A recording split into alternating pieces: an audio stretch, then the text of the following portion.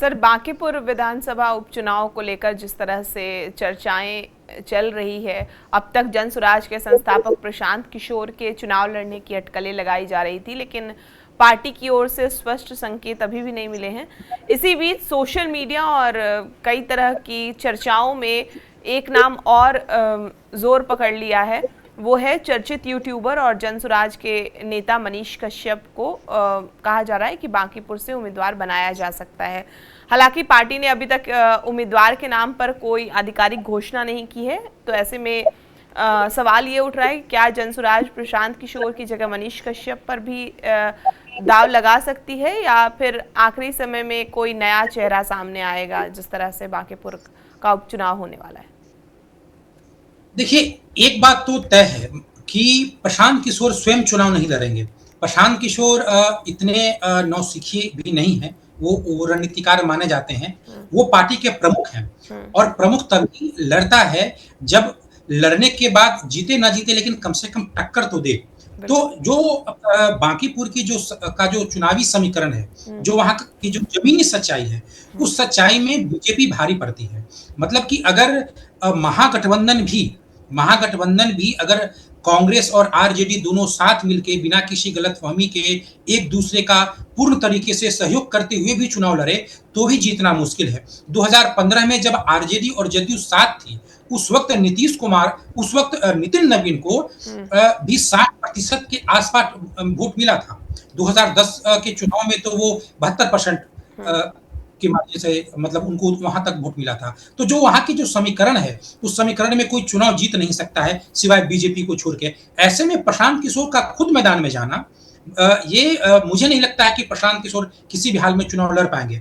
जो प्रशांत किशोर की पार्टी जन सुराज का जिस तरीके से प्रदर्शन हुआ, उसके बाद जो एक चुनौती आई कि फिर उनको इस उपचुनाव के लिए दमदार कोई कैंडिडेट मिले, ये भी इसके लिए वे प्रयास कर रहे हैं। मतलब अब उनकी पार्टी में कोई आए, कोई ऐसा दमदार व्यक्ति आए जो चुनाव लड़े, लाखों रुपए खर्च करे, ऐसा उम्मीदवार ढूंढना भी अब जनसुराज के लिए एक चुनौती रहा। मुझे लगता है कि इसी लक्ष्य को हासिल करने के लिए जो प्रशांत किशोर की ओर से एक नैरेटिव फैलाई गई कि हो सकता है कि प्रशांत किशोर को चुनाव लड़ लें। हालांकि प्रशांत किशोर वहां लगातार जा रहे हैं, कैंपेन कर रहे हैं, लेकिन वो अंत आते आते तक खुद चुनाव नहीं लड़ पाएंगे। जहां तक बात मनीष कश्यप का है, हो सकता है कि मनीष कश्यप को चुनाव लड़वाया जाए। मनीष कश्यप बोलते भी हैं, एक बिहार के चर्चित चेहरे भी हैं। हालांकि वो भी कई बार चुनाव लड़े हैं, जनसुराज के बैनर तले भी और निर्दलीय भी, और उनकी हार भी हुई है। लेकिन वो चुनाव लड़ सकते हैं।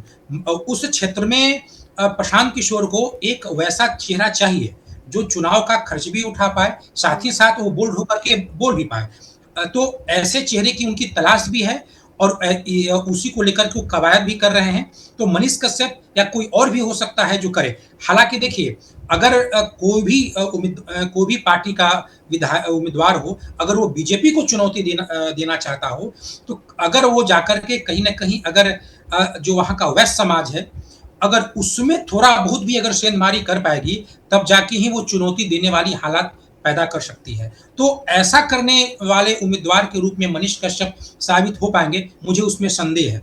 हाँ, महागठबंधन किसी तरीके से समीकरण बैठा के कर ले, कांग्रेस के साथ कर ले, तो वो एक अलग विषय हो सकता है। लेकिन एक वहां ऐसा उम्मीदवार चाहिए जो बीजेपी के वोट बैंक में थोड़ा बहुत ही सही लेकिन सेंधमारी कर पाए, ताकि कम से कम बीजेपी चिंतित तो हो। और वो अगर आप जो नितिन नवीन का स्वजातीय वोट बैंक है, कायस्थ है, उसमें सेंधमारी भले न कर पाए, लेकिन वहां पे वैश्य समाज है, हालांकि वो भी बीजेपी के साथ एकजुट है आज के समय में। लेकिन अगर वहां पे कुछ उस तरीके का हो पाए, तब जाके हो सकता है कि बीजेपी में थोड़ी बहुत चिंता भी हो। लेकिन मनीष कश्यप का जो व्यक्तित्व है, मुझे लगता है कि बीजेपी का जो वोट बैंक है वो और एकजुट हो जाएगा, और शायद ही जन सुराज मनीष कश्यप के जरिए किसी तरह की कोई चुनौती या कोई अपना प्रभाव बिखेर पाएंगे।